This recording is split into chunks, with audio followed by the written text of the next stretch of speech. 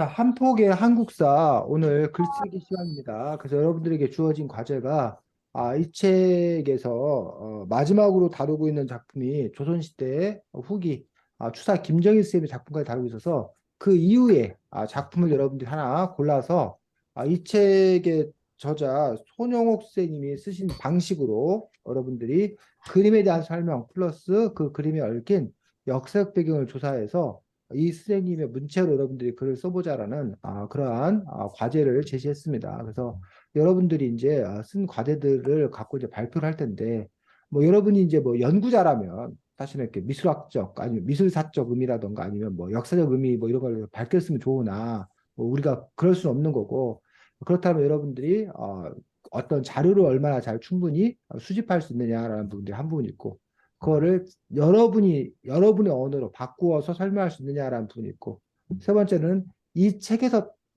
따르고 있는 그런 형식을 취하고 있느냐. 그 얘기는 결국은 이 책의 형식을 여러분들이 파악할 수 있느냐, 특징을 파악할 수 있느냐라는 부분들, 그리고 그것들을 여러분이 쓸 수 있느냐, 뭐 이런 요소로 이루어져 있다라고 봅니다. 그래서 평가 기준은 그렇다면 지금 말했던 그러한 기준들이 평가의 기준이 될 거라고 생각합니다. 그래서 동화부터 발표하고 그리고 여러분들이 돌아가면서 합평하고 또 나중에 이야기할 수 있도록 하겠습니다. 정말 죄송합니다. 여는 문단밖에 못 썼어요. 자, 동화가 우선 제시한 그림이 사진인지 그림인지 두 가지를 제시하고 그림을 하나 기억을 해두고 있는데 아무리 찾아도 없더라고요. 그래서 그냥 사진으로 했습니다. 자, 하겠습니다, 동화. 죄송합니다, 일단. 지금부터 질문 하나만 해볼게. 만약 어떤 나라가 불평등한 조건으로 약속을 하자면 어떻게 할래? 게다가 우리나라의 외교권, 경제권 등 다양한 기본적인 권리들을 뺏어갈 수 있는 약속들이야. 한 나라만 유리한 약속. 너는 어떻게 생각해? 옆에 있는 그림들을 한번 보자. 까지 썼습니다. 민성이. 어, 일단은 문체는 비슷하게 잘 쓴 것 같은데 약간 풀 버전이 너무 보고 싶어요. 네. 서윤이. 일단 양이 적어서 뭐 딱히 막 말할 건 없고 그냥 문체는 되게 비슷한 것 같아요. 승현이. 저도 문체는 비슷하다고 생각합니다. 자, 그래서 아마 동화가 다루고 있는 게 뭐 을사늑약이야? 강화도 조약입니다. 강화도 조약이야. 네, 저거는 강화도 조약 그거를 원본을 음, 그냥 찾아가지고 저장을 해둔 거고요. 첫 번째 밑에는 게 네, 강화도 조약 원본이고 두 번째 게 두 번째 거는 그 체결하는 장면 같은 게 어, 그거 제가 따로 하나 생각해놓은 그림이 있었는데 어, 사라져가지고 아니 어. 없어가지고 그냥 사진으로 대체했습니다. 이게 실제 강화도 조약을 체결할 당시 사진이라고 이게? 아니 저도 그게 지금 확실하진 않은데 아니 그러니까 제가 사진에 대한 거 말고 그 강화도 조약에 대한 거를 어, 막 찾아봤어요. 어, 그래가지고 지금 사진은 지금 일단 제가 생각하는 그 사진, 그 그림이 없어가지고 음. 정확히는 잘 모르겠습니다. 자, 이 책에서도 뭐 사진 자료가 나와 있는 게 있지 않았나? 네, 많아요. 많았다고? 많지 않았지. 대부분 아닌가요? 그림이나 작품이고 조각이나 이런 거 사진 자료가 있는 경우가 A. 있었던 것 같기는 한데 없었나? 사진 자료는? 사진 자료가 없겠구나. 사진이 추사 김정희가 있을 당시에도 사진이 있을 수가 없지. 음, 있을 리가 없죠. 이 책에서는. 알겠습니다. 자, 그래서 어쨌든 뭐 그럼 그 사진이 갖는 어떤 그런 특성들 뭐 이런 걸 얘기할지 모르겠지만 어쨌든 지금 이 책이 그 강화도 조약이기 때문에 강화도 조약이 이른바 불평등한 조건에서 했던 그런 부분들 우리나라 외교, 경제권, 다양한 기본적 권리를 빼앗을 수 있는 약속들이야. 근데 이건 너무 오버한 거 아니야? 동아야? 예시를 어떻게 좀 살짝 쉽게 할 수 있을까? 아니면 응. 좀 그러려고 했는데 앞에 살짝 뭔가 재미가 있어야 되니까 뭔가 흥미가 응. 있어야 되니까 살짝 저런 식으로 써졌는 것 같아요.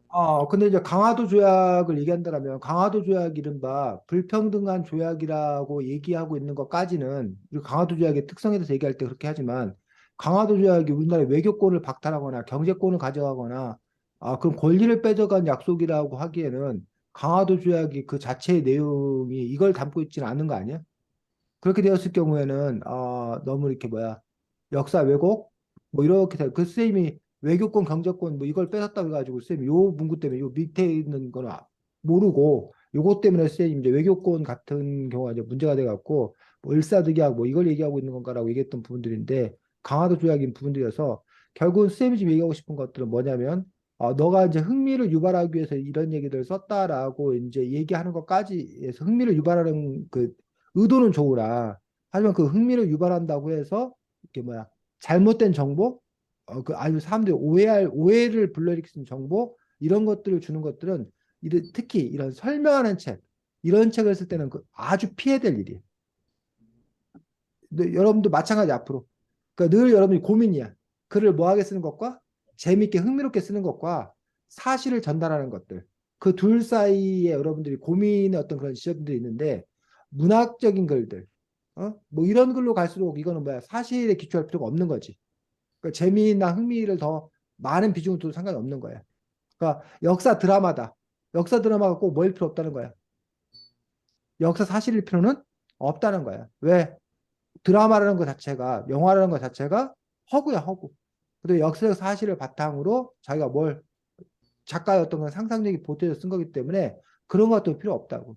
근데 만약에 자기가 그것들이 역사 드라마, 역사 동화가 아니라 다큐, 설명 이런 것들을 표방하고 있다라고 했을 때는 그걸 흥미롭고 재밌게 하려고 하는 어떤 그런 아이디어를 내는 건 좋으나 사실의 근간이 흔들려 가지고는 그런 다큐로서의 어떤 그런 성격, 설명글로서의 성격들이 흔들리기 때문에 결국은 이 글의 목적이 무언가 라는 부분들을 명확히 할 필요가 있다는 것들, 그 점을 주의하면 되고 한 가지 더 얘기하고 싶은 건 이제 동화가 이른바 시간 관리라는 어떤 그런 측면에서 동화가 이제 더 좋은 작품을 쓰기 위해서 더 좋은 글을 쓰기 위해서 사실은 상당히 이제 그 뭘 할까 그 준비하고 고르는 과정이 사실은 상당히 뭐 시간을 많이 소요할 수밖에 없어. 그래서 이제 작가들도 그런 얘기를 해. 뭘 쓸지 정해주면 절반 쓴 거다. 그만큼 뭘 쓸 건지 정하는 것 자체가 많은 고민이 필요하고 뭐 이런 마음 저런 마음이 들기 때문에 근데 이제 그런 부분에서 여러분들이 어쨌든 시간이 무한대 있는 거라면 상관이 없지만 여러분이 이렇게 이런 과제나 이런 거에 투여할 수 있는 시간이 어느 정도 정해져 있기 때문에 그러면 내가 고민은 내가 얼마 정도까지만 하겠다. 뭐 10분 동안만 15분 전체 시간에 앞부분에서 뭐 10% 15%만 하겠다라고 해놓고 일단 그렇게 결정을 그 시간 까지만 고민하고 그 상황에서 뭐해? 최선을 그걸 정하고 완성하는 게 낫다는 거지. 근데 이제 대부분 이제 하다 보면 뭐 더 좋은 걸 하려다 보면 막 하다 보면 또 이렇게 막 중간에 또 없고 막 이러다 보면 결과적으로 이제 완성하지 못하게 되는 또 그러한 문제가 생기기 때문에 시간을 어떻게 효율적으로 관리할 것인가 이 부분에 대해서도 동화가 고민을 좀 해봐야 되겠다라고 생각합니다. 자, 2등이 누구였어? 승연. 승현이요. 승현이. 자, 아, 승현이의 그림은 이겁니다. 새마을운동. 10월 유신, 100억 불 수출, 100불 소득, 천불이구나. 천불 소득, 보람찬 내일, 10월 유신의 미래상이랍니다. 10월 유신의, 이제 한자 10월 유신의 미래상이라는, 그러한, 선생님 새마을운동 아니에요? 어? 새마을운동 아니에요? 아닌가? 새마을운동의 결과겠죠. 그래서 70년대에, 우리나라 이렇게 포스터? 같아 보입니다. 근데 우리가 하여튼 모르는 거지. 그러니까 승현이 글을 통해서 이제 요거에 대한 어떤 그런 설명이 나와 있다라면 우리가 이제 알 수 있게 되는 그런 부분들을 볼 수 있겠지. 자, 그건 아니에요. 제가 이걸 그냥 지금 빨리 찾은 거 어쩔 수 승현이 글 보고 그 다음에 없어. 다시 이야기하도록 저, 하겠습니다. 유신 그건가? 잠깐만. 자, 승현이 발표하겠습니다. 집에서 TV를 볼 때였어. TV에선 다큐멘터리 하고 있었는데 그 내용은 우리나라가 겪었던 군부 독재에 대한 거였어. 독재가 뭐냐고? 군부 독재는 군인 출신인 사람이 독재라는 거야. 우리나라도 군부 독재를 겪었던 시절이 있었지. 그 시장은 바로 박정희 정권이었어. 이승만 대통령이 물러나고 박정희 소장은 나라를 안정시키고 나서 정치에서 물러나겠다는 말과 함께 대통령이 되었어. 박정희 대통령이 정권에 들어갔을 때 박정희 대통령이 우리나라의 경제를 살리는 데는 도움을 주었지만 우리나라의 민주정치는 쇠퇴해 갔어.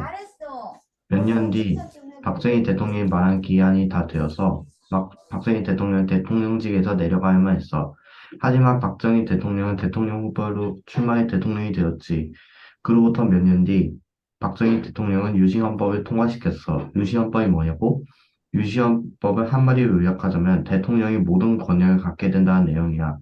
그리고 대통령의 임기는 6년이었지만 재임에 제한이 없어 계속해서 대통령이 가능했지.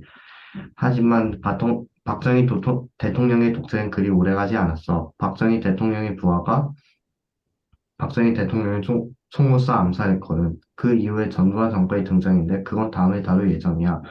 네, 맞습니다. 자, 동아. 되게 뭔가 자세하게 이야기를 해준 것 같아요. 그 박정희 대통령이, 아, 저 글 보고 지금 이 글 보니까 뭔가 박정희 대통령이 했던 일을 한 거 아니, 이렇게 그냥 이거를 가져오신 거 아닐까, 그거를 표현하기 위해서라고 생각합니다. 민성이. 일단은 문체는 나름 비슷하게 잘 쓴 것 같은데 살짝 제가 잘못 이해한 걸 수도 있는데 이 책을 읽을 때는 약간 어떤 뭔가 그런 뭐 뭘 조각을 한 거라던가 아니면 뭐 불상이라던가 그림이라던가 이런 거랑 관련해가지고 한국사 이야기를 열심히 해줬던 것 같은데 살짝 아닌가? 맞아? 네, 이게 네, 그게 맞죠? 맞습니다.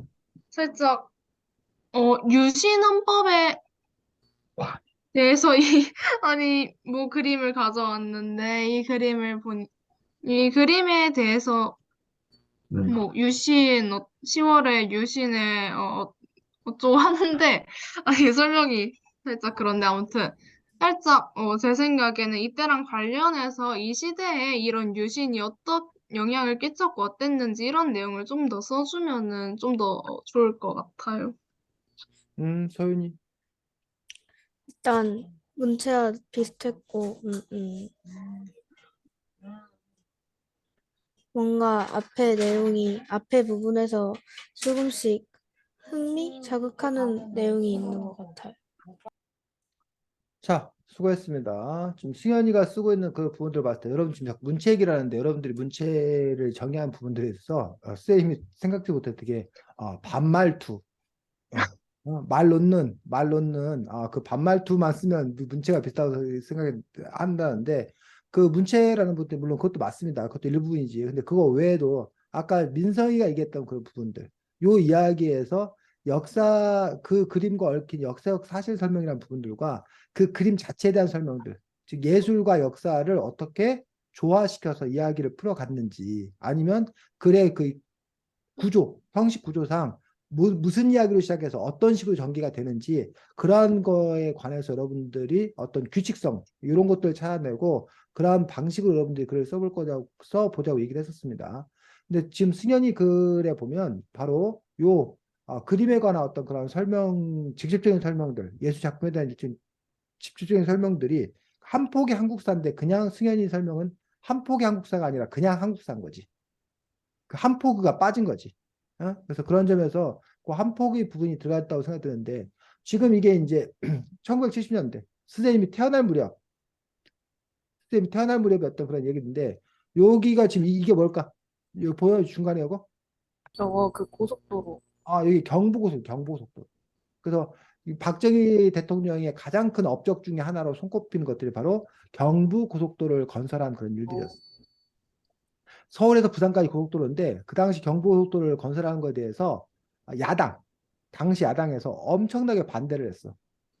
그 반대의 가장 큰 이유가 뭐냐면 자동차도 없는데 도로는 왜 만드느냐. 자, 말이 돼, 안 돼? 자동차가 없는데 도로를 만들면 돼, 안 돼? 안 되죠. 안 되죠라고 생각했더니 그 당시 야당의 생각이었어. 그런데 박정희 대통령은 반대로 생각했던 거야. 자동차가 없는 이유가 뭐가 없기 때문에? 도로. 아, 길을 만들어야지 이거가 생기. 길이 있어야 자동차가 달릴 거 아니냐라는 어떤 그러네. 그런 부분들. 그래서 길이 뚫리고 그러자 자동차가 뭐해? 늘어나기 시작한 것들. 그리고 이제 이른바 물류라고 하죠, 물류. 이동이 신속해지면서 우리 그 자본주의라는 것들은 계속 돌고 돌아야 되거든. 돌고 돌아야 되는데 그 돌고 도는 그런 부분들에서 이 길이 뚫리면서 원활한 물류가 유통되면서 경제가 뭐 되는 활성화되는 그런 부분들을 볼 수가 있었다는 거지. 그래서 여러분들 혹시 그 연암 박지원, 박재가 알아? 우리가 박지원, 뭐 하는 사람들이야? 박지원. 들어는 봤어요. 글 쓰는 사람 실학자들, 실학파, 시작. 실학자들 중에서 이른바 중상학파 실학자, 중상학파. 이름 많이 봤는데. 중상학파가 뭐야? 상업을 뭐 합니다? 중요하게 생각했던 그 분이 중상학파야. 중상학파하고 맞서는 말이 보통 뭐야? 그 당시에 상업을 중요시 여기자라는 박지원, 박재가, 홍대웅 이런 사람들 주장이고 반면에 우리는 지금 상업에 앞장설 게 아니라 뭐에 더 관심을 기울여야 된다. 그 당시에 조선시대 농업. 농업, 중농. 조선은 농사 국가니까 농업 국가니까 농업을 중요시해야 되는 중농학파가 있었단 말이야. 유영원, 뭐 이익 이런 사람들. 근데 그 당시 중상학파들이 주장했던 것들 중에 박지원이 주장했던 것들 중에 중요한 주장 중 하나가 뭐냐면 우리도 뭘 사용하자? 수레를 사용하자. 그 사람들이 중국에 가서 봤더니 수레로 물건을 막 나르더란 얘기야. 그 당시 우리나라는 뭘로 물건을 날랐어? 말? 말? 소, 그 당시 우리나라는 주로 지게에다가 아니면 뭐 보찜장수니 무슨 뭐 등찜장수니 뭐 이런 식으로 해갖고 기껏해야 이제 지게에다가 아니면 보따리에다가 뭐 이렇게 보부상들이 다녔잖아. 그래가지고는 물류 유통이 원활하지 않다. 대량의 짐을 제대로 실을 수 없다. 근데 수레가 다니려면 뭐가 있어야 돼? 길. 길이 닦여야 된단 말이야. 근데 당시 조선은 길을 잘 닦질 않았어. 아까 동화가 말 얘기했는데 말이 다닐 수 있는 길도 별로 없었어. 뭐, 그 이유가 길을 잘 닦아놓으면 어떤 문제가 있다는 거야. 외적이 손쉽게 침입해 온다는 거야. 네. 길을 잘 닦아놓으면 그 길로 외적들이 쉽게 쳐들어와서 우리를 쳐들어올 수 있기 때문에 방어 목적상 길을 잘 뚫어놓지 않았다는 얘기야. 말 돼, 안 돼? 말이 또 되는 것 같기도 하고. 말 되잖아, 사실은. 하지만 적들이 쳐들어올까봐 길을 뚫지 않음으로써 이런 물류 유통이 활발하지 못했던, 그렇기 때문에 조선의 어떤 그런 상공업 경제가 발달하지 못했던 거에 대해서 박지원, 박제가는 문제라 생각했고, 그래서 수레가 있어야 유통이 원활히 되어야 우리나라 조선 경제가 발전하고 국력이 커질 거다라고 그 당시 주장했던 거야. 선생님 지금 이 얘기를 한 이유가 바로 이 박정희 대통령이 고속도로를 건설하자라고 했던 어떤 그런 부분들이 이렇게 물류를 원활하게 함으로써 그 경제, 그 인프라가 갖춰져야지만이 우리 경제가 발전할 수 있다고 주장을 했던 그런 부분을 볼 수 있다는 거지. 그래서 이게 경부고속도로가 이렇게 상징이야. 우리나라가 경부고속도로를 지을 때 세계가 2번 놀랐대. 첫 번째 놀란 이유는 남들은 이 정도의 고속도로를 만들려면 10년, 20년 걸릴 거를 뭐 선생님 정확히 모르겠는데 한 3년인가 뭐 몇 년 만에 해치운 거야, 이거를. 그래서 와, 그 엄청난 스피드에 깜짝 놀란 거야. 어떻게 이 고속도로를 단 몇 년 만에 지을 수 있었냐. 부실공사는, 뭐라고 동호야? 부실공사 같은 거는 없었나요? 너무 빠른. 어, 두 번째 놀란 이유가 뭐였냐면 고속도로가 이제 개통식을 딱 했단 말이야. 그러니까 개통식을 했으니까 이제 차를 타고 달려봐야 될 거 아니야. 달려고 가는데 공사를 하고 있는 거야. 그래갖고 뭐야 이거 아직 공사가 안 끝났는데 개통식을 한 거야 했더니 벌써 뭐야? 도로가 파손된 거야. 그래서 보수공사에 벌써 들어간 거야. 그 두 번째 놀란 이유는 그렇게 뭐야 얼렁뚱땅 만들었다고. 그래서 이렇게 약간 농담 반 이렇게 얘기하는 건데 우리나라가 과거에는 이른바 빨리빨리 하다 보니까 이제 이른바 부실 해서 이제 문제가 되는 어떤 그런 시대가 있었는데 지금 우리 한국이 이제 이른바 IT 시대에 강국으로 떠오르는 어떤 그런 부분에 대해서 빨리빨리면서도 동시에 품질 좋은 어떤 그런 능력이 있기 때문에 한국이 강대 선진국에 들어섰다라고 해서 과거에는 빨리빨리를 되게 좀 부끄럽게 여겼어. 우리가 빨리빨리 하는 것 때문에 대충 한다, 부실한다 이거에 그 공통된 어떤 그런 부분으로 여겨졌었는데 최근에는 그것과 관련되어서 좀 다른 또 시각들을 갖고 있는 걸 볼 수 있습니다. 물론 여전히 빨리빨리라는 부분들이 과로사회, 피로사회 이런 부분에서 부정적인 어떤 그런 생각을 갖고 있기 때문에 오히려 이른바 슬로우 시티, 슬로우 천천히 가야 된다라고 역으로 주장하는 그런 사람들도 있는 것도 사실입니다. 지금 쌤이 얘기가 너무 좀 퍼졌는데 어쨌든 그렇고 그 다음에 이 논 봐봐 논.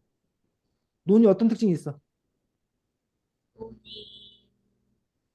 논 보니까 정사각형? 어? 정사각형이야. 옛날 논은 어땠다는 거야? 정사각형이 아니었다? 무슨 둥구뱀이 뭐 이런 식으로 해가지고 뭐 버섯 모양으로 돼 있는 논도 있고 동그란 모양 논도 돼 있고 그냥 지형에 맞춰서 그냥 그렇게 됐다는 거야. 근데 이른바 여기 이게 이제 농지 정리, 토지 정리를 이렇게 한 거야. 왜 이렇게 정리를 했을까? 저것, 공간 많이 사용하려고. 어. 또 효율적으로 땅을 효율적으로 나누려고? 이렇게 농지 정리가 되어야지만이 이거 뭐야 요거 요 아저씨 타고 있는 트랙터? 트랙터, 경운기 같은 것들이 이 농사 짓는데 이용될 수 있다고.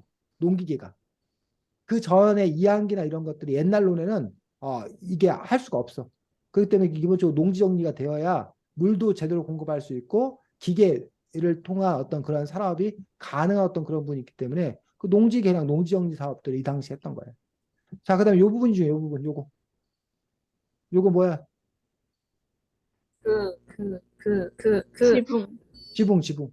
그, 지붕 왜 중요해? 네. 저거,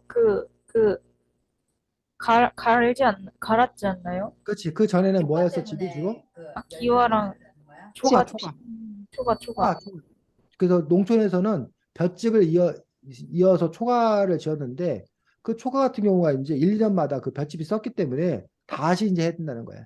그러면서 이제 이른바 슬레이트 지붕 또는 함석 지붕 이런 식으로 이제 바꿈으로써 이른바 농촌 잘 살기 운동의 어떤 그런 대표적인 어떤 그런 일이라고 볼 수가 있는 거지. 그 외에도 여기 사실 이거는 좀 뻥이야. 요게 뭐야? 자동차. 자동차인데 우리가 이른바 마이카 시대는 1970년대 마이카 시대가 오질 않았어. 선생님이 중학교 무렵만 해도 자동차 있는 집은 되게 부자였어. 자동차 있는 집은 진짜 큰 부자였어. 그 선생님이 고등학교 때 대전에 뭐 벤츠 차가 2대밖에 없었어. 예전에요. 대전 전체. 그러니까 그 선생님이 벤츠 차량을 보면 와, 나 오늘 벤츠 봤다고 저기 학교 가서 자랑했어, 친구들한테. 벤츠가 내 거라고 자랑한 게 아니라 벤츠 차 지나가는 걸 봤다고 자랑했어. 와. 벤츠는 요즘도 없어요, 별로. 많이는. 요즘도 없어? 요즘 아니까 뭐 BMW나 뭐 이런 외제차 쉽게 말하면. 많이는 못 보죠. 정말? 요즘에 근데 옛날보다는 많이 보지. 그치. 아니, 옛날보단 많은데 하나는 벤츠도 비싼 편이니까 뭐. 근데 벤츠도 아니었나? 요즘 많이 보는데? 난 요즘- 주차장 가면 야, 하나 사실 내가 차를 브랜드를 몰라. 차, 그럴 수 있어. 있어. 현대차밖에 몰라. 제대로 아는 게 몇 개 없어. 괜찮아. 현대차만 알면 돼. 맞아. 요즘에 아마 외제차 비중이 10대 한두 대 분량 이상일 거라 아마. 근데 스님이 그러다가 서울에 갔는데 스님네 학교가 그 제일 부자 동네에 있었거든. 근데 그걸 몰랐어. 서초동에 있었는데 어느 집 앞에 벤츠가 2대가 놓여 있는 거야. 그 쌤이 그걸 보고 너무 와, 서울은 이런 곳이나 하고, 이런 곳이구나 하고 깜짝 놀랐던 그런 기억이 있는 거야. 대전에서는 당시에 뭐, 대전시 전체에 2대밖에 없다고 한 게 어느 한 집 앞에 2대가 놓여 있는 걸 보고서 깜짝 놀랐던 그런 또 기억이 좀 있습니다. 어쨌든, 요게 이제 나중에 이제 뭐가 될 거다? 마이카 시대가 될 거다. 지금 여러분들 집에 차들이 당연히 있는 거고, 심지어는 집에 차가 뭐 2대, 있는 집들도 많이 있잖아, 지금은. 네. 근데 옛날엔 그 집에 차를 갖고 있는다는 건 상당히 놀라운 어떤 그런 일이었다는 거야. 그래서 요 이야기는 그 좀 다른 건데, 요거 그 일부러 맞춘 거야. 10월, 100억 불, 1000불. 그 맞춘 거야, 이거 일부러. 그래서 10월 유신 헌법.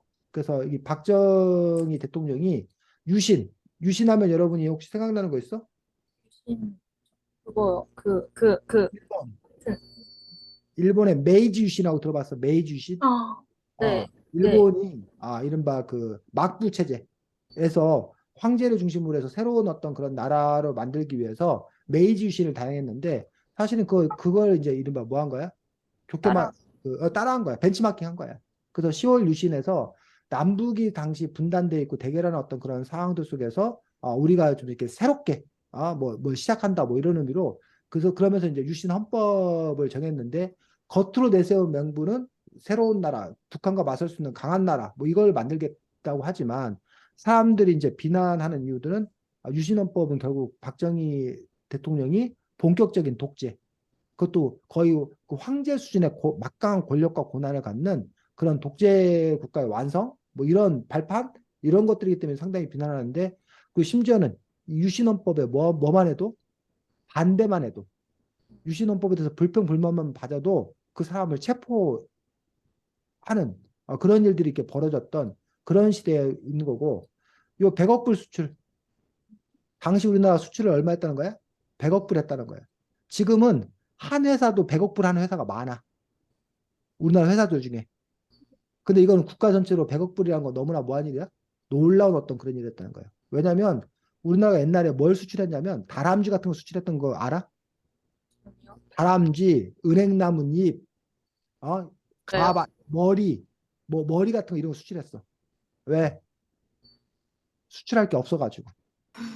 처음에는. 그러다가 나중에 이제 이게 우리가 봉제, 옷 같은 거 지금 옷 같은 거 대부분 이제 중국이나 베트남 같은 데서 생산해서 우리가 수입해다 쓰잖아. 근데 그때는 우리가 노동력 임금이 낮았기 때문에 우리가 옷 같은 걸 만들어서 인형, 봉제 인형, 곰인형 이런 거 우리가 만들어서 그런 거 수출해서 우리가 먹고 살았다는 얘기야. 근데 그런 거 팔아갖고 얼마를 올린 거야? 100억 불. 100억 불을 올렸기 때문에 그게 어마어마한 거였어. 그 당시에. 음, 그 1000달러. 지금 우리나라가 1인당 국민소득이 얼마라고 그래? 얼마죠? 3만 불. 음, 3만 달러. 와, 근데 이때는 얼마?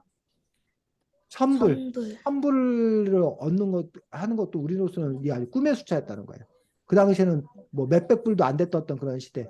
아주 가난했던 그런 시대이기 때문에 1000불 소득이라는 것들이 그래서 누가 박정희 대통령이 자신이 이걸 이루었다. 100억 불 수출했다. 1000불 소득을 달성했다. 그래도 대단한데요. 그래서 박정희 대통령 스스로가 내가 이렇게 뛰어난 뭐 했다? 업적을 남겼다. 그러니 내가 계속 대통령을 해야겠다. 뭐 이런 어떤 그런 논리를 갖고 있었던 그 당시를 볼 수 있었다는 거지. 그래서 지금 그런 그 배경이 되고 있는 것들에 관해서 지금 승현이가 뭐해? 설명해 주고 있는데 사실은 근데 그거의 일면만을 지금 승현이는 얘기하고 있는 거야. 그래서 오히려 이 그림과 관련돼서 설명해 줘야 될 부분들은 지금 쌤이 설명했던 그런 요소들. 승현아. 그런 부분들에 대한 이야기가 더 많이 이 이야기에 실렸어야 된다는 거지. 근데 이제 승현이가 쓰고 있는 것들은 뭐에 초점을 맞춘 거야? 군사 독재. 네. 군사 독재에만 초점을 맞춰 정치적인 그런 측면에만 초점을 맞추고 있는데 그렇다면 요 그림이 아니어야 되지. 다른 그림이어야 되지. 그 박정희 대통령이 군사 독재를 실시함으로써 그 포갑 정치를 실시했던 그것과 관련된 어떤 그런 그림이나 어떤가 뭐 이러한 것들을 너가 그 선정해서 그거에 맞춰서 썼다라면 오히려 이것들이 좀 이렇게 맞지 않을까라고 생각합니다. 자, 그 다음에 지금 승현이 그래도 오해를 불러일으킬 만한 그 구절이 있는데 어디가 오해를 불러일으킬 만한 구절이야? 이 글 중에서 읽으면서 좀 여러분이 이거 아닌데라고 하는 부분 없었어? 대통령이 권력을 잡게 된다? 어? 아닌가? 여기 부분. 이 부분이 오해를 불러일으킬 만한 부분이야. 왜 이 부분이 오해를 불러일으킬 만한 부분이야?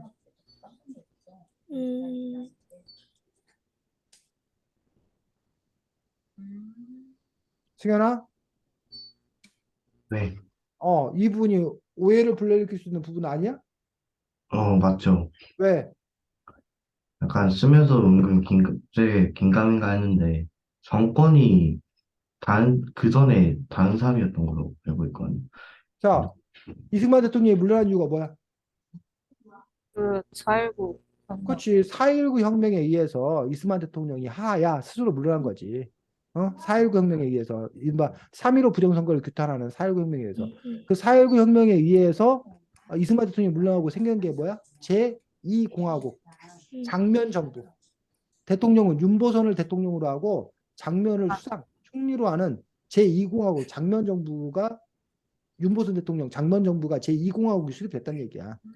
그리고 나서 얼마 후에 나라가 그 민주화 요구가 폭발하면서 나라가 혼란스럽다는 이유로 5.16 군사 쿠데타를 일으킨 거란 얘기지. 그 이후에. 그렇기 때문에 그러니까 4.19 혁명이 일어나고 제2공화국이 생기고 그 다음에 그러니까 1960년이 4.19 혁명 지금 선생님 연도 정확히 모르겠는데 1961년일 거야. 1961년에 박정희 군사 쿠데타, 5.16 군사 쿠데타가 일어난 거지. 그리고 이제 이건 맞아. 박정희 수행이 군사 쿠데타를 일으키면서 처음에는 정치가 안정되면 자기가 그랬어요? 다시 그 군대로 돌아가겠다. 라고 하고서 했다가 말과 함께 대통령이 된 게 아니라 자기가 이제 그 혁명의 지도자로서 자기가 저기를 하고 있었어. 그러다가 이제 그 안정되면 이제 선거를 치러서 그 민간 정부에게 정권을 이양하고 그 자기는 다시 뭐 하겠다? 복귀하겠다 했어. 근데 그 약속을 깨고 자기가 군대를 제대하고 예편을 한다고 했는데 군인을 그만두고 자기가 대통령 선거에 출마해서 자기가 뭐가 된 거야? 대통령이 된 거지. 그래서 지금 보면 여기에 두 가지가 생략된 거야. 여기 4.19 혁명에 의해서 제2공화국이 수립된 그 부분 하나가 생략됐고 두 번째가 물러났던 말과 함께 대통령이 된 게 아니라 대통령 신분으로서가 아니라 그냥 장군 신분으로서 혁명군 지도자 신분으로서 자기가 지도를 하다가 나중에 선거에 의해서 대통령이 뽑히게 되는 그런 부분들이 맥락이 있는데 이걸 너무 뭐 해버렸다는 얘기야? 줄여서 생략시켜 버렸다는 얘기야. 그렇게 함으로써 이것도 약간의 오해의 여지가 있기 때문에 간략히 쓰더라도 그 부분은 좀 짚고 넘어가는 것들이 필요했다라고 생각이 드는 거죠. 자, 그 다음에 이 부분들은 아까 경제를 살리는 데 도움이 되었지만 그래서 이 아까 네가 보여준 그 사진 같은 경우는 요 경제를 살리는 데 도움을 주었지만 이 부분에 관한 것들이 큰 거야. 근데 이 부분들에 대해서 더 구체적으로 설명이 필요했던 그런 부분을 볼 수 있습니다. 기한이 다 되어서 박 대통령 내려가야만 했어. 박 대통령 출마 대통령이었지. 여기 같은 경우는 또 이제 문장이 꼬였지. 대통령 내려가야만 했는데 대통령 후보로 출마 대통령이 되었다는 건 이건 여기 앞으로 가야 되는 거지. 그래서 그런 점에서 이제 글이 이 안에도 이게 논리적 서술이 안 된다는 거예요, 지금. 그래서 글을 쓴 다음에는 이게 순서가 잘 뭐한가 맞는가 필요 없는 문장이 더 있지는 않나 이런 부분들을 뭐 해야 돼? 검토해 봐야 된다는 거예요. 그 다음에 유신헌법 통과시켰다고 돼 있고 유신헌법이 뭔지에 대해서 써준 부분들이 있고 모든 권력을 갖게 된다는 거라고 얘기했는데 이게 지금 너가 간단히 쓰다 보니까 이렇게 넘어왔는데 이 모든 권력이란 게 뭐냐? 예를 들면 지금 우리가 삼권 분립해가지고 대통령과 총리했던 행정부가 있고 입법부, 국회의원들이 있고 사법부가 따로따로 있잖아. 근데 여기 같은 경우에 대통령이 뭐 할 수 있어? 국회의원이 3분의 2인가를 임명하게 돼 있었어. 자기가 국회의원을 임명해버려. 그러면 입법부가 제대로 대통령을 견제할 수가 없게 된 어떤 그런 문제가 생기잖아. 그런 부분 시작해서 여러 가지 그 유신헌법이 갖고 있는 그런 문제점들이 있는데 그런 부분에 대한 이야기들이 좀 더 구체적으로 써야 되는데 구체적으로 쓰지 않은 점들 아쉬운 점도 있고 그 다음에 재임의 제한이 없었다라고 했는데 이게 무슨 말인지 알아? 다시 이게 원래 대통령 이게 음. 다시 대통령 되는 거요. 그래서 이제 우리가 단임. 지금 현재는 우리가 5년 단임제야. 5년하고 몇 번만 할 수 있다는 거야? 딱 한 차례. 한 차례만 할 수 있고 5년 단임제라고 그래. 반면에 미국은 4년 연임제야. 4년하고 그 다음에 다시 뽑히면 4년을 더 할 수 있어. 그리고 원래 미국 헌법상으로 보면 계속 할 수 있어. 뽑히고 하면 3선, 4선 계속 할 수 있어. 근데 미국 대통령은 법상으로는 그렇지만 관례상 보통 몇 번만 하고 2번만 하고 3선은 안 해. 근데 3선한 대통령도 있긴 해. 미국 역사상 한 번인가 뭐 있었대. 근데 어쨌든 그렇게 이제 연임이 가능한가, 가능하지 않은 건가라는 부분들이 있는 거고 재임은 몇 번 하는 거? 2번까지 하는 거. 요걸 이제 재임이라고 얘기해서 그 용어를 재임이 아니라 연임에 제한이 없어 이런 식으로 그 용어를 정확하게 사용할 필요가 있겠다라고 생각이 들고 하지만 박정희 대통령 독재는 그리 오래가지 않았어 해갖고 이제 유신헌법이 생긴 이후에 그 다음에 관해서 얘기하고 있는 것도 볼 수 있고 박정희 대통령의 집권 기간은 전적으로 보면 18년이야. 1960년 시작해서 1979년까지 18년 동안 어쨌든 최고 정권에 있었던 그런 부분들을 볼 수가 있고 당시 박정희 대통령의 부하가 김재규 그 뭐야 지금으로 말하면 국정원 원장이야 국정원 그 총으로 이제 암살한 그런 부분들에서 자기는 이제 뭐 독재의 심장에 뭐 총칼을 날렸다 뭐 이런 식으로 해서 그래서 어떤 사람들은 그 김재규를 이른바 의사 윤봉길 안중근과 더불어서 김재규 의사라고 부르는 일부 사람이 있어요. 일부 소수의 사람들. 근데 이제 다수의 어떤 그런 사람들은 박정희 대통령을 암살한 암살자라고 이제 얘기하고 있기 때문에 아니면 박정희 대통령이 부하였는데 배신했다라고 얘기하는 어떤 그런 측면에서 물론 이제 박정희 대통령에 반대하는 그런 사람들은 독재자를 쓰러뜨렸기 때문에 그를 평가해야 된다라고 주장하는 사람도 있는 것도 볼 수가 있습니다. 그래서 뭐 별로 좋은 얘기는 아닌데 어쨌든 얼마 전에 일본에서 아베 전 총리가 총 맞고 죽은 거 알아? 네. 작년 아니에요? 작년 아니에요? 작년? 작년에. 그래서 이제 그게 이제 어떤 일본 뭐 청년인가 어쨌든 뭐 그런 사람이 자기 어머니 종교 관련해 가지고 이제 그 아베도 관련 있다고 해가지고 총을 쏴서 죽였는데 그 부분에서 이제 우리 일본 사람들 입장에서는 아베가 그래도 상당히 뭐 영향력 있고 인기 있는 어떤 그런 그 지도자라는 얘기야. 그에 비해서 우리나라 같은 경우는 이제 아베가 이렇게 총 맞고 죽었는데 우리나라 국민들 중에 많은 너무 오히려 뭐 했다는 거야. 너무 화났었는데. 잘 됐다? 잘 됐다, 통쾌하다, 뭐 이런 식으로 한 사람들도 있었다. 그러니까 되게 안 좋아하는 동아리 사람도 있었어요. 너무 음. 허무하게 죽었다고. 아, 아니 맞아. 불쌍하다 안 됐다가 아니라 더 고통받고 죽어야 되는데 너무 저기 그런 사람도 있던데요. 뭐 그럴 수 있지. 진짜 있긴 있어요. 그런 얼마나 사람들. 미워했으면. 그래서 이제 아베가 그 취한 어떤 그런 부분들이 상대적으로 이제 그 일본 제국주의죠. 구구적 어떤 그런 그 행보를 걸었기 때문에 한국인들 입장에서 이제 그 아베에 대해서 이제 반감 뭐 이런 것들이 있기 때문에 그 사람을 오히려 칭찬하고 두둔하고 뭐 이런 경우가 있었는데 김재규에 대해서도 어떤 그런 시각도 이렇게 있었던 것들을 볼 수가 있고 뭐 실제로 일본 내에서도 그 사람에 대해서 이제 뭐 형을 낮춰줘야 된다. 그리고 그 사람을 지지하는 어떤 그런 막 물품이 쇄도하고 있다는 뭐 그런 부분들도 있습니다. 왜냐면 일본 안에도 이제 그 아베에 대해서도 별로 좋지 않게 생각하는 또 그런 세력들도 있기 때문에 그 입장들도 이렇게 좀 달라지는 거 볼 수 있고 어쨌든 그 이후에 이제 전두환 정권이 등장했던 그런 부분들에 대해서 지금 이렇게 승현이가 그 역사를 좀 이렇게 그 듬성듬성.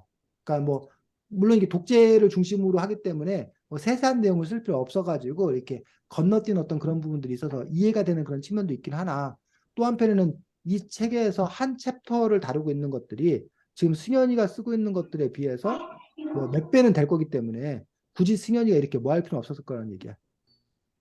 건너뛸 필요는 없지 않았나라고 싶은. 그래서 그 박정희 대통령이 이제 암살됨으로써 죽음으로 인해서 이승만 대통령이 4.19 혁명에서 물러나서 민주주의에 대한 열망을 가지고 제2공화국이 수립된 것처럼 박정희 대통령이 죽으니까 사람들이 뭐야? 야, 드디어 우리도 민주화가 이루어지겠다.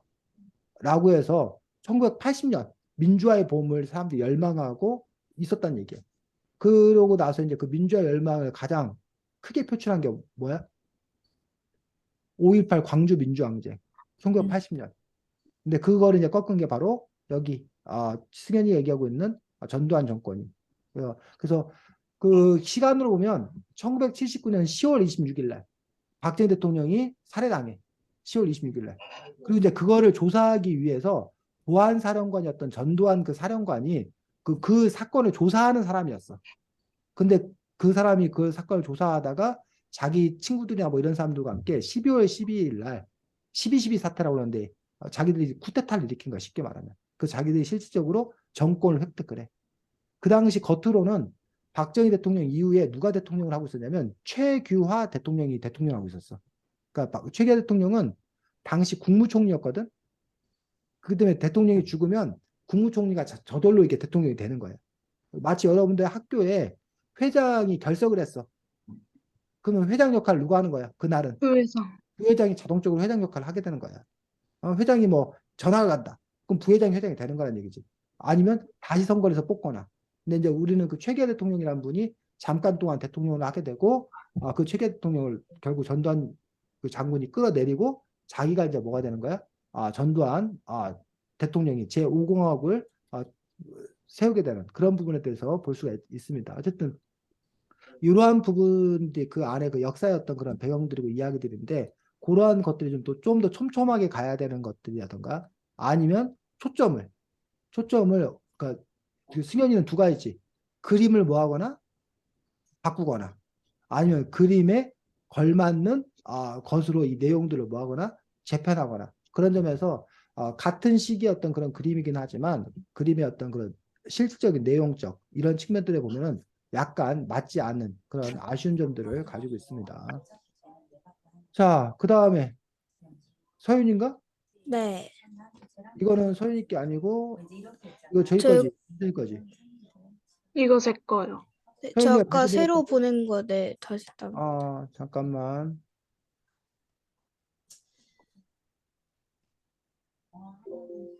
헐. 얘를 눌렀고.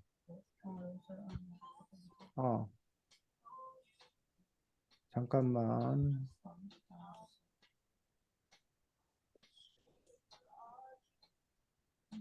맞아? 바뀌어준 거? 아닌데요? 잠시만요. 이거 아니야? 네, 다시 보낼게요. 아니. 내가 쌤 저기 한다 봐. 잠깐만. 네. 세팅해 보는 거 아니야? 모두 김한기 2.03메가. 다시 보낼까요, 그냥? 아니야. 한글 와 있어. 와 있는데 쌤님이 잘못 열었나 봐. 이거 맞아? 아닌데? 왜 이렇게 뜨지? 저거밖에 없었는데? 그려졌어. 뭐 이렇게 네가 막 그렸어라고 말 바꾼 거 아니야? 아니, 이거 어. 잘못 하나 안 고친 거 있어가지고 다시 보냈거든요, 제가. 많이 달라? 네. 그래서 아까 보냈었는데 왜 다시 안 보내봐. 뜨죠? 그 다시 마지막. 보냈어요. 채팅으로 보낸 게 잠깐만. 저거였어. 잠깐만.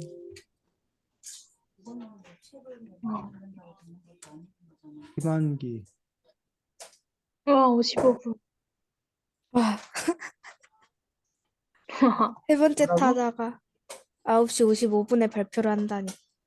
왜? 대박. 우리 한 10시 반에 끝날 듯. 얘들아, 근데 내가 화요일 타임에서 두 명끼리 하거든? 어. 우리는 지금 이제 두 번째 사람이 신랄하게 응. 선생님이 뭐라 하고 있는 타이밍이야, 지금. 어. 발표는 진짜게 10분 만에 다 끝나 있고. 아, 우리도 우리 원래 맨 그랬을걸? 마지막에 끝내. 그치. 맞아? 냉.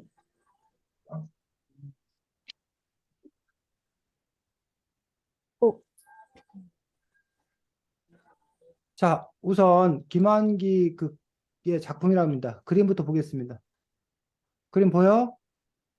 무슨 어, 어, 아,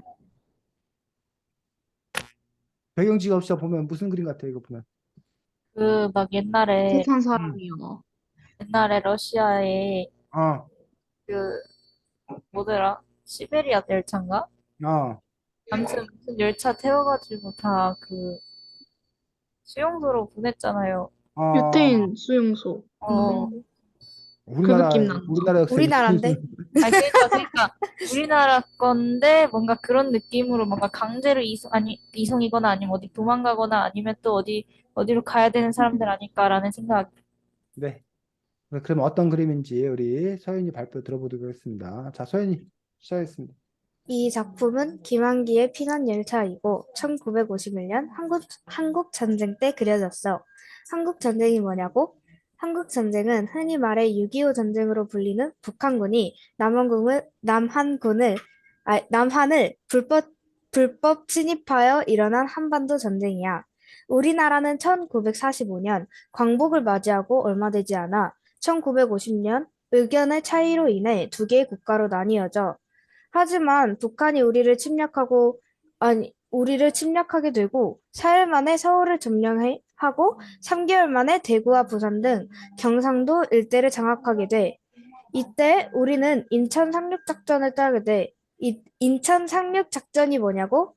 인천 상륙작전은 그 유명한 메가더 장군이 인천 지역에 대한 작전을 통해 북한군의 병참선과 배후를 공격하여 전쟁을 반전시킨 상륙작전이야. 이 작전으로 1953년 우리는 휴전을 얻게 돼. 다시 작품으로 돌아가 보자면 이 작품에서 유독 사람이 많이 그려져 있는 것은 당시 전쟁이 갑자기 일어나고 이 사람 저 사람 다 피난을 가기 위해 아등바등 피난 열차를 타는 장면을 나타낸 것이기 때문이야. 이 작품에서 피난민들이 전국에서 모여 저렇게 아등바등 뛰어갈 정도로 또 자리가 없어 지붕 위로 올라간 사람 등등 당시 상황을 잘 보여주고 있어. 이 작품은 이거 왜 쓰냐? 김환기에 의해 그려졌어. 이 작은 김환기의 대표작으로 한국 전쟁 때 김환기가 미술에 열정을 넣지 않고 전쟁 때문에 부족한 미술 도구들을 가지고 이 작품을 그렸어. 이 작품의 크기는 부족한 미술 도구 때문에 작게 만들어졌지만 그것이 전쟁 당시의 어려웠던 상황을 더욱더 잘 나타내주고 있어. 그림을 보면 알 수 있듯이 피란지 그대로 담지 않고 피란지에서 종종 목격할 수 있는 그나마 평범한 모습들을 나타내며 김환기는 이 작품을 부정적이기보다는 희망적으로 그렸어. 승현이. 되게 자세하게 잘 써서 글이 좋았고, 그리고 말투가 되게 잘 맞아서 좋은 것 같습니다. 동아. 일단 막 인천 상륙 작전이 뭐냐고? 6.25 전쟁이 뭐냐고? 이런 식으로 하나씩 하나씩 알려줘가지고 뭔가 더 자세하게 알 수 있었던 것 같고요. 그리고 저 그림이 희망적인 그림이라고 한번 다시 생각해 봤습니다. 다시 생각해봤다는 게 무슨 뜻이야? 그러니까 저는 맨 처음에 저게 뭔가 진짜 강제로 해가지고 좀 부정적이거나 뭔가 그런 걸로 생각했는데 음, 희망찬 모습을 목적으로 그리셨다는 게 음, 그거를 깔고 다시 보니까 뭔가 또 희망차 보인다는 뜻입니다. 그래. 민성이. 글이랑 그림을 약간 분량을 적절하게 섞어서 잘 설명해 준 것 같아요. 음. 자, 수재님은 동화 같은 경우에 이 그림이 희망적인 그림이라고 해서 보니까 희망적이라고 보였다고 했는데 그러니까 그 부분에 대해서 동화 뭐라고? 머리에 필터를 깔고 이 그림은 희망찬 그림이다라고 생각을 하고 이제 보면 그래서 음. 그렇게 보이지 않을까 노력했었습니다. 그 수재님은 어, 서윤이가 이 그림이 왜 희망적인 그림인가 희망적으로 표현했다고 했는데 희망적으로 표현했다고 말하는 그 도대체 근거가 뭔가? 예를 들면 요 바탕 하늘색을 무슨 색으로 칠함으로써 파랑? 파란 하늘로 칠함으로 인해서 아니면 요 사람들의 얼굴을 동글동글하게 근데 이 정면을 바라보고 있는 어떤 그런 사람들 속에서 뭐 특별히 뭐가 아니라 뭐 눈물을 흘린다거나 막 그런 게 아니라 어쨌든 살고자 하는 어떤 그런 열망들 아니면 뭐 이렇게 관심 뭐 이렇게 뭐라고 해야 되나 어쨌든 이 얼굴들을 보면 뭐 이런 식으로 어쨌든 너가 왜 이게 희망적인 그림인가를 뭐 해줘야 되는데 설명. 해석해줘야 되는데 설명해줘야 되는데 그런 부분들이 이제 그냥 희망적이다라고 이제 뭉개고 말았다는 거지. 표현하고 말았다는 거지. 그래서 이런 부분들에 대해서 조금 더 그 설명이 좀 필요하지 않았나 싶은 그런 부분들이 있고 소윤이가 어쨌든 원래 우리가 이번 숙제의 컨셉에 가장 맞게 지금 하고 있는 것도 볼 수 있습니다. 그래서 두 가지 요소들 하나 뭐에 관한 설명? 그림. 그림에 관한 설명 그리고 이 그림의 배경이 되었던 요 그 뭐야 역사적 사건, 6.25 전쟁에 관한 어떤 그러한 설명을에 대해서 열심히 쓰고 있는 그런 부분을 볼 수 있고 여기에 이제 조금 더 욕심을 부린다라면 누구에 관해서 김한기. 김환기라는 그 화가가 어떤 화가인지 뭐 김환기라는 화가에 대해서 뭐 설명해 줄 수 있는 그런 부분도 좀 있지 않았을까라고 생각을 합니다. 그래서 6.25 전쟁에 대해서 얘기한 그런 부분들을 볼 수가 있는데 1951년의 작품이라고 얘기하고 있고 한국전쟁, 6.25 전쟁, 불법 침입, 침입이지, 침입, 네, 네. 또는 못한. 침략하면서 일어난 한반도 전쟁에 따라 얘기하고 있어. 그래서 이제 그 배경이 이제 1940년 광고를 맞아 얼마 되지 않아. 1950년에 의견의 차이로 두 개 국가가 나뉘어진 게 아니지. 아, 아니. 요거 뭘로 바꿔야 돼? 저, 그, 요거조차가 틀려. 요거조차가 사실은 광복을 맞이하고 얼마 되지 않아 이게 된 게 아니지. 진실은 뭐야? 그, 사실은 그 이거, 러시아 쪽이 아니 그 뭐냐 미국이랑 그 어디랑 뭐더라? 모스크 아니 소련. 소련 아, 미국이랑 소련이랑 그, 뭐래냐 그 뭐 어쩌고 정치 그러니까 그게 자,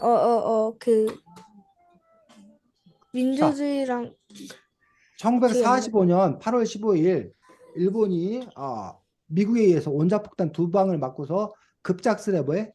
항복을 하게 되지. 항복 근데 그 네. 이전에 이미 소련이 애당초 처음에는 유럽에서 독일과 상대로 싸움만 벌이고 있다가 아시아 쪽에 일본에게도 선전포고를 하고 일본군을 이른바 무장해제 시킨다는 명목으로 한반도에 진군해 내려오더란 얘기지. 근데 이제 일본군을 무장해제 한다는 그런 명분을 갖고 있었지만 그 안에는 두 가지 목적. 하나는 공산주의 세력을 뭐해? 확대시키겠다는 그런 목적이 있고 또 하나는 소련 입장에서 이른바 부동항이 뭐야? 소련의 오랜 꿈 부동항. 그 세계 통일? 겨울에 얼지 않는 항구. 아, 아, 러시아가 소련이 이제 북쪽에 있다 보니까 바다가 겨울에도 얼어버려. 바다가 얼어버리면 배들이 다닐 수 없어서 물류가 끊기잖아. 그런 점에서 이제 부동항을 찾아야 되는데 요즘에 이제 문제가 되고 있는 그 우크라이나 요 부분도 왜 문제가 되느냐? 우크라이나가 넘어가 버리면 이게 소련 그이 러시아가 이 흑해 쪽으로 나아가는데 어려움을 겪거든.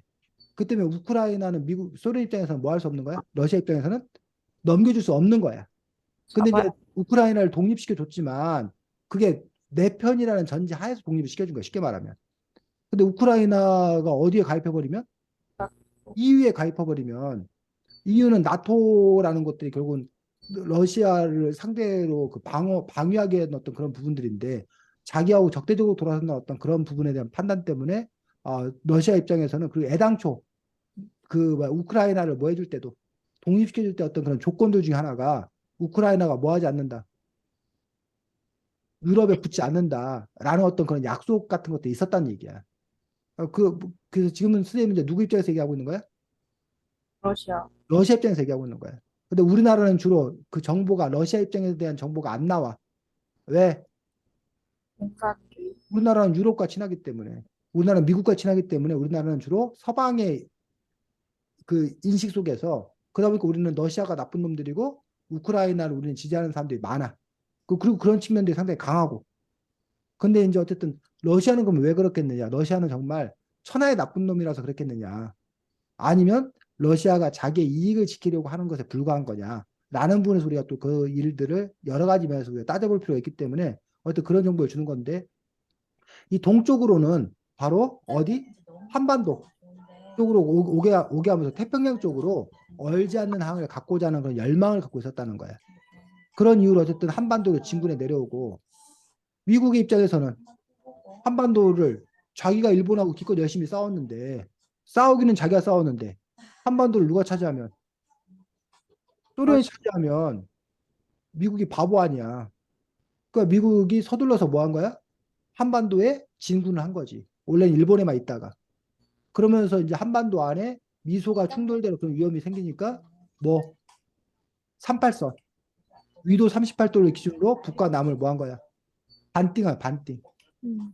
그래서 북쪽에는 뭐가 소련의 지지를 받은 김일성이 이른바 조선민주주의인민공화국을 수립하고, 남쪽에는 미국의 지지를 받은 누가? 이승만이 대한민국 정부를 수립한 거잖아. 그래서 그 일들이 1945년 때부터 일단 남북이 분단됐고, 그때는 이제 분단된 게 아니라 어쨌든 군사 분계선, 38선을 그어놨고, 그 이후에 양쪽에서 각각 대한민국부터 정부 수립하고 조선민주인민공화국 수립하는 게 1948년도 일이야. 48년도. 그 나서 1950년도에 전쟁이 났기 때문에 그 부분에 관한 어떤 그런 설명들이 팩트가 조금 더 이렇게 정확하게 돼야 되고, 그다음에 4일 만에 사흘 만이야, 4일 만이야? 사, 사, 4일 만에야, 사흘 만에야? 선생님 이게 정확히 선생님 잘 모르겠는데 사흘은 어, 며칠이야? 사흘은 며칠? 사흘은 사흘이면 3일 아니에요? 사흘은 3일. 3일이고 3일이고 4일인데 선생님이 그거 정확히 선생님 기억이 안 나네. 그래서 서윤이가 사흘 만에를 4일이라고 오해한 건지 아니면 진짜 4일 만인지 그건 한번 팩트 체크가 필요하지 않나 싶습니다. 어쨌든 너무나도 손쉽게 뭐였다는 얘기야. 우리가 서울을 뺏기게 돼. 근데 네. 당시에 이제 이승만 대통령은 방송을 하는데 뭐라고 방송하냐면 거의 도망가지 말라. 북군이 지금 뭐 하고 있다? 잘 받고 그 북한군을 격퇴하고 있다. 그러니까 피난 갈 필요 없다. 안심해라. 라고 방송을 했는데 그 방송을 이미 이승만 대통령이 어디에 가서 대전까지 피난 온 상태에서 그 방송을 했던 거야. 자기는 뭐 해놓고. 도망가고. 그래서 이제 사람들이 상당히 분노하게 되는. 그리고 그 당시에 한강 다리를 폭파시켜 버려. 왜? 못 오게. 어떻게? 적들이 한강 다리가 있으면 탱크가 다리를 건너서 빨리 올 거 아니야. 네. 그럼 적들의 그 침략 속도를 뭐하기 위해서 늦추기 위해서 한강 다리를 폭파시켜 버린단 말이야. 그럼 다시 다리를 만들거나 임시 다리를 건설하는 동안 그 진군이 늦어질 거 아니야. 그 시간을 벌기 위해서 한강 다리를 폭파시켜 버려. 근데 한강 다리를 폭파시키면 어떤 문제가 발생하는 거야? 난, 넘어가요. 응? 못 넘어가요. 북한군만 못 내려오는 게 못 도망가는 게 아니라 우리나라 그 서울에 있는 주민들도 못 도망가는 거야. 한강 다리가 폭파됐기 때문에. 그럼 강을 건너야 되는데 뭐 배나 뭐 이런 것들이 많지도 않았고. 그렇게 되었던 그런 부분을 볼 수 있어. 그래서 사실은 피난민들 이 이야기는 6.25 전쟁이 발발한 그 당시 이야기보다는 나중에 이제 여기 말한 대로 인천상륙작전을 해. 우리나라가 미국이 우리가 부산 빼놓고 다 뺏겼다가 인천상륙작전을 해서 심지어는 어디까지? 백두산까지 신의주까지 우리가 다시 밀어붙여. 그래서 오히려 미국이 우리 남한이 뭐 할 수 있었어? 통일시킬 수 있었어. 처음에는 북한이 통일시킬 수 있는 거의 95% 상황까지 갔는데 나머지 5%를 갖고 우리가 미군 유엔군이 결합을 해서 우리가 뭐한가 밀어붙인 거야. 그래서 우리가 거의 90% 이상을 차지한 거야. 그래서 우리 힘으로 통일을 시킬 뻔했어. 근데 이번엔 누가 개입을 해? 그, 북, 중, 중국 공산당. 중국 공산당, 중공군이 개입을 했지. 그러면서 1951년 1월 4일 날 이른바 일사후퇴라는 거래. 1월 4일 일사후퇴를 하는 거야. 중공군한테 밀려갖고 우리가 그 당시에 서울을 또 뺏겨. 엄청 뒤까지 내려가지 않았어요? 그때는 서울 사람들이 뭐 한 거야? 안 거야. 아까 1950년 6.25 전쟁 때는 전쟁 상황도 모르고 다리도 끊겼고 해서 피난을 못 간 거야. 근데 그래서 공산당한테 엄청 당한 거야. 근데 공산당이 또 내려온다니까 이번에는 뭐 하자? 잘하죠? 피난을 가자. 그래서 이게 1951년 당시의 그림인 거야. 이게 다 비어있네. 이해가? 네. 그 부분에 대해서 이 작품을 설명하고 있는 것들을 볼 수가 있습니다. 그래서 그러고 나서 이제 51년 이후에 이제부터 한 2년 동안은 거의 전선에 변화가 없어. 계속 지금 현재 휴전선을 그 사이에 두고 계속 뭐 한 거야? 뭘 물고 있나 서로 했더니 힘이 비슷비슷하기 때문에 계속 치고받고 싸우는 거야. 그 사상점 엄청 늘어난 거야. 마치 지금 어디처럼? 러시아, 우크라이나처럼. 러시아, 우크라이나 전쟁이 초반기엔 러시아가 막 밀어붙였지. 네. 그다음 우크라이나가 다시 반격을 했지. 네. 이러지도 저러지도 않은 상태야. 계속 포격만 가해. 그럼 계속 이제 뭐만 늘어나는 거야? 사상자만 늘어나는 거야, 지금. 그래서 러시아, 우크라이나 전쟁은 지금 어느 한쪽이 센 게 아니야. 압도시킬 수가 없어. 근데 계속 지금 이렇게 소모전만 하고 있기 때문에 계속 아이고, 사상대만 늘어나고 있는 어떤 그런 상황들이 지금 현재 상황이고 오히려 피해가 더 큰 그런 문제들이 있는데 어쨌든 그 당시에 요 장면들을 이렇게 표현하고 있는 그런 작품인 것들을 볼 수가 있습니다. 자, 수고했고 다음 민성이 네. 한번 보겠습니다.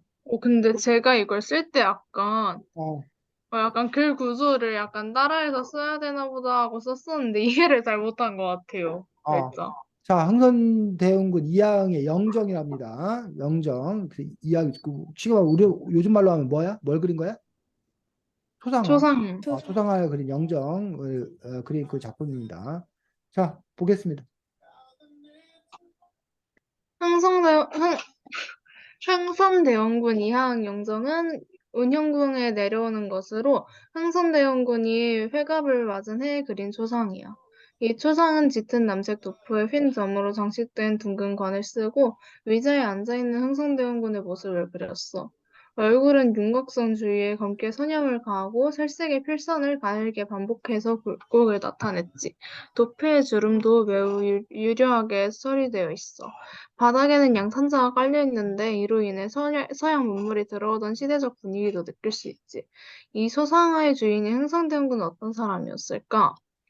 왕실 정치인인 이항이 흥선대원군이 되다. 조선시대에는 왕의 뒤를 이을 아들이나 친형제가 없는 경우 왕실의 친척 가운데 한 사람을 뽑아 왕위를 잇게 했어. 조선의 선조, 철종, 고종이 바로 그런 왕이지. 이때 새 왕의 아버지를 대원군이라고 불렀어. 1863년 조선의 제25대 임금인 철종이 뒤를 이을 아들 하나 없이 세상을 떠나고 왕실 최고 어른인 대왕대비 조씨가 이하항의 둘째 아들 명복을 다음 왕으로 결정했어. 당시 제26대 임금이 된 고종은 12살밖에 되지 않아서 나라를 다스리기에는 너무 어렵지. 그래서 고종의 아버지인 흥선대원군이 권력을 잡고 나라를 다스리게 되었어. 개혁정치. 흥선대원군은 고종을 대신해서 나라를 개혁했어. 세도 정치를 하던 안동 김씨를 몰아내고 신분 파벌의 비천을 무시하고 인재를 고용했지. 나라의 법을 바로잡고 양반들도 세금을 내게 하고 백성들의 세금을 줄였어. 지금은 모든 사람이 세금을 내는 시대이지만 당시에는 양반들은 세금을 내지 않고 백성들만 세금을 내던 시대였거든. 또한 조선시대에는 군포라는 것이 있었는데 군포는 군 면제를 해준 대신 내는 돈이야. 원래는 백성들만 군포를 냈지만 흥선대원군의 개혁에 위해서 양반도 내게 되었어. 서원의 정리. 서원은 16세기 중엽 이후 강학과 선현들에 대한 재앙을 담당하던 사적 교육기관이야. 서원에 속한 유생들은 면역의 특권을 누렸으며 서원의 토지는 면세되었지. 흥선대원군은 이처럼 면세 면역의 특권을 누려 국가 재정을 어렵게 하고 농민을 괴롭혀오던 서원을 대폭 정리했어. 이때 흥선대원군은 백성을 해치는 자는 공자가 다시 살아난다 해도 내가 용서치 않는다는 단호한 결의로 명령을 위반하는 군현은 그 수령을 엄벌하고 반항하는 유생들을 강경하게 추방하여 결국 오랫동안 백성들을 괴롭히고 국가 재정을 어렵게 했던 서원은 47개소만 남기고 대부분의 서원이 철폐되었고 토호와 유생들도 스스로 근신을 하게 되었어. 이러한 조치는 백성들로부터 환영을 받았고 약화된 왕권의 강화에 기여했어. 경복궁 어쩌고 땡. 경복궁 중건. 흥선대원군은 1865년 이후 폐허로 남아있던 경복궁을 중건하기로 했어. 공사비를 위해 완납전이라는 기부금을 징수했고 당백전이라는 고액 화폐를 발행했어. 또한 전국에서 거목과 거석을 징발하고 양반의 묘지림을 베어내고 경복궁 중건 공사에 백성들을 강제로 동원했지. 이 때문에 백성들의 생활을 어렵게 만들어서 백성들의 원망을 샀어. 쇄국정책. 쇄국정책이란 외국의 것을 받아들이지 않는 정책이야. 흥선대원군은 중국의 아편전쟁, 영국, 프랑스 연합군의 북경 침공 등의 사건으로 나라가 위태롭게 된 것은 문호를 개방한 때문이라고 믿었어. 때문에 조선 왕조를 수호하는 방법은 외부의 영향을 차단하는 길밖에 없다고 생각했지. 때문에 대원군은 집권 첫 시기부터 청나라의 청나라와의 사대적 외교관계에 의해 모든 대의 관계를 차단했어. 대원군은 당시 도쿠가와 막부를 타도하고 새로이 정권을 장악한 일본의 메이지 정부를 서양 오랑캐와 같은 무리로 인정하고 종래 두 나라 사이에 있었던 정통적인 교린 관계마저 거부해버렸어. 흥선대원군은 1866년에 천주교에 대한 탄압과 당시 우리나라에 잠입한 프랑스 선교사를 처형한 사건으로 프랑스와 전쟁을 했어. 잇따라 1871년에는 1866년 7월 12일 평양 군민들이 미국 상선 제너럴 셔먼호를 응징할 불에 태워버린 제너럴 셔먼호 사건을 계기로 미국과 전쟁을 벌였어. 대원군은 서양 오랑캐의 침입에 맞서서 싸우지 않는 것은 화평하자는 것이며 싸우지 않고 화평을 주장한다는 외국노이다라는 글을 새긴 책화기비를 전국 각지에 세우고 단호한 세국 정책의 입장을 밝혔지. 강화도 조약. 일본은 일본 군함 운유호가 불법으로 강화도에 들어와 측량을 거실로 조선 정부의 동태를 살피다 조선 수비대와 전투를 벌인 사건인 운유호 사건을 빌미로 1876년 2월 조선의 군함과 함께 정권대사를 파견하여 경기원 안에서 무력 시위를 하는 방법으로 협상을 강요하였어. 신원과 고로다는 강화도의 연무당에서 만나 교섭을 시작해 20여일간의 교섭 끝에 2월 27일 강화도 조약이 체결되었어. 이 조약의 정식 명칭은 조일수호조규이며 병자수호조약이라고 부르기도 해. 강화도 조약은 모두 11개조로 이루어져 있는데 주요 조항으로는 조선은 자주의 나라로 일본과 평등한 권리를 가진다. 양국은 15개월 후에 수시로 사신을 파견하여 교제 사무를 협의한다. 조선은 부산 이외에 두 항구를 20개월 이내 개항하여 통상을 허가한다 등이 있어. 이모곤란은 1882년 훈련도감에서 해고된 구직 군인들이 13개월 동안 체불된 임금을 정부가 저급 분량 쌀로 지급하고 곡식의 값이 올라간 것에 화가 난 민인과 민중들이 일으킨 난이야. 폭발한 90군데 소속 군인과 도시 빈민들이 축이되어 일본 공사관을 습격하고 당시 정권을 잡고 있던 민씨 일가를 살해했지. 잠깐만, 얘 왜 있지? 쌤, 잠깐, 이 챕터 빼주세요. 얘 빼주세요. 이거 다 뺄 거라고? 이 이무군란 챕터 하나만 좀, 이모군은 이걸 뺄 거라고? 네네네. 그래서 끝났어? 네. 여기까지 할 거라고? 네, 거기까지요. 자, 서윤이.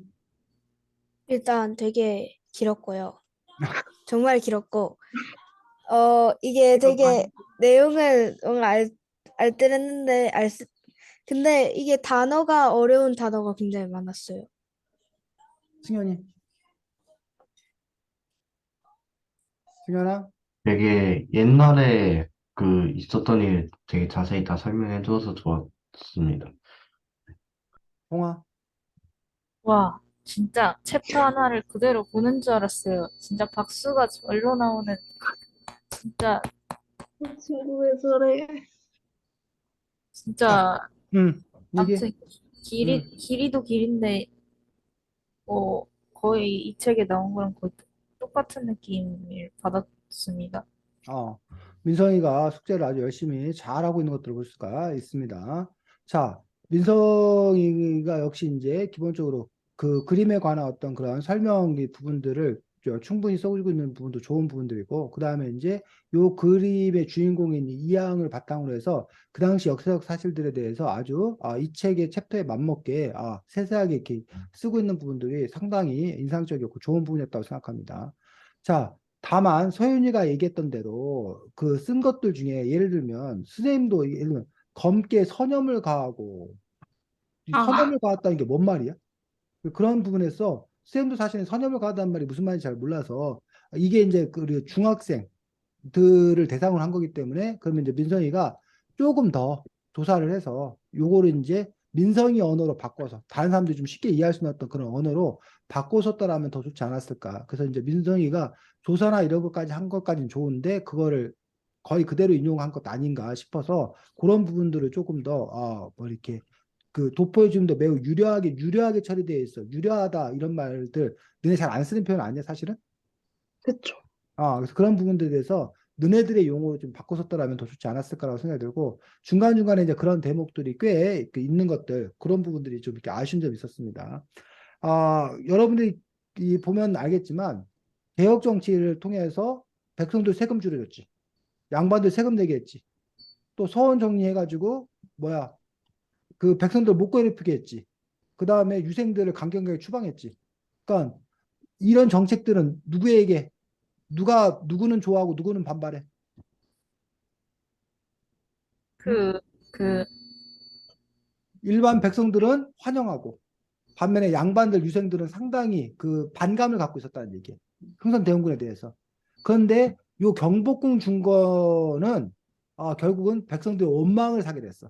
그래서 이 앞에 다른 정책에 의해서 백성들에게 포인트를 많이 땄는데 점수를 많이 땄는데 여기서 점수를 많이 잃은 거야. 이 경복궁 중건에서.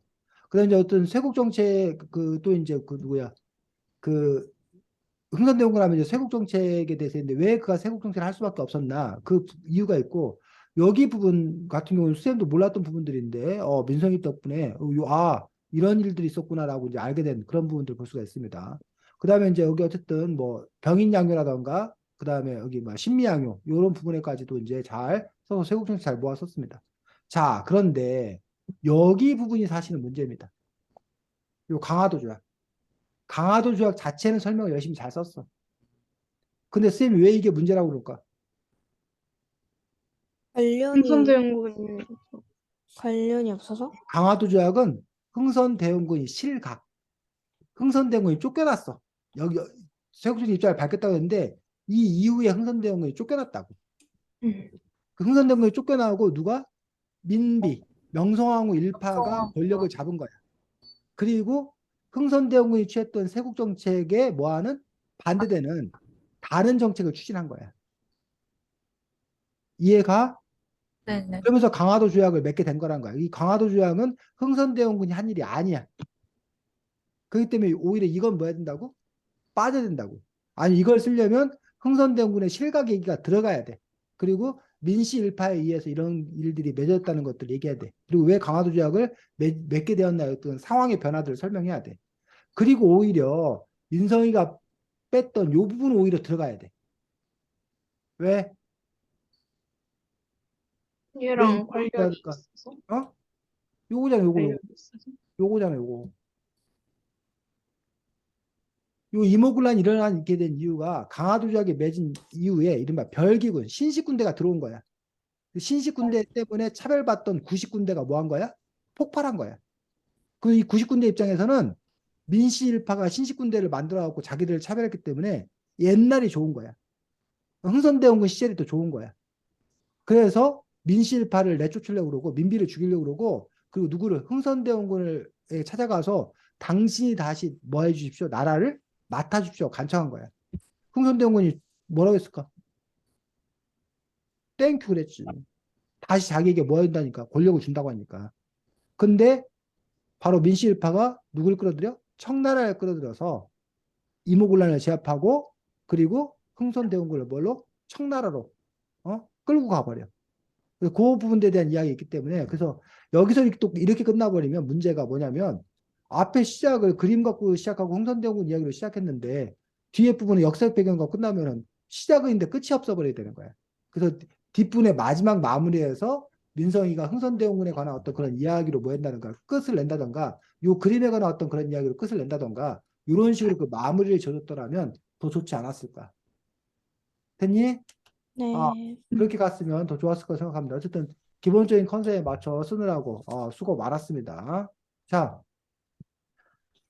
소윤이 예언이 맞았네. 30분에 끝나게 되네. 와. 자, 아, 다음 주에 책이 뭐냐면 다음 주 책은 게임 전쟁이에요. 게임 전쟁. 오, 전쟁이라고 소설책이에요. 소설책. 그래서 여러분들이 또 그 러브 스토리도 있고 여러분들이 좋아하는 게임 얘기도 있고 흥미롭게 읽을 수 있을 거라고 생각합니다. 그래서 다음 주에는 게임 전쟁 책으로 보도록 하겠습니다. 민성이는 화요일 날 네. 다음 주 화요일 날 보고 다른 친구들은 다음 주 목요일 날 다시 볼 수 있도록 하겠습니다. 네. 자, 수고 많았고 다음 주에 보겠습니다. 편히 안녕히 쉬십시오. 계세요. 안녕히 안녕. 계세요. 안녕하세요. 안녕.